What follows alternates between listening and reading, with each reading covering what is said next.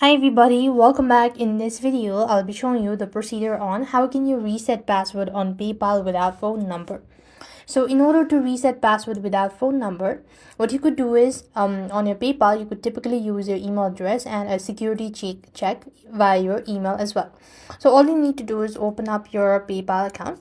I'm going to use the browser version. You could use an application as well. So here, I'm going to make sure to log into my account. So enter in your credential. So make sure that you linked your email address as well as your mobile number. So what I'm going to do is here, first of all, tap on the tab bar icon and click on the logout button, and make sure to click on the login, and after which what you could do is just click on the other button and click on login with password. So when you click on login with password, simply click on forgot password, and after which it's going to ask you to enter in your contact details. Either you could get a text or maybe an email, so I'm going to check the email. So next, tap on it. Now then you have to enter in the code that's going to be sent to your registered email address.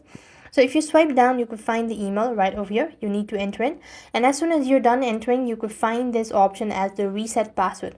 So simply go ahead and do it. And that is how you could reset password on PayPal without phone number. I hope the video was helpful. Make sure to like, share and subscribe. Thank you for watching. See you in the next video.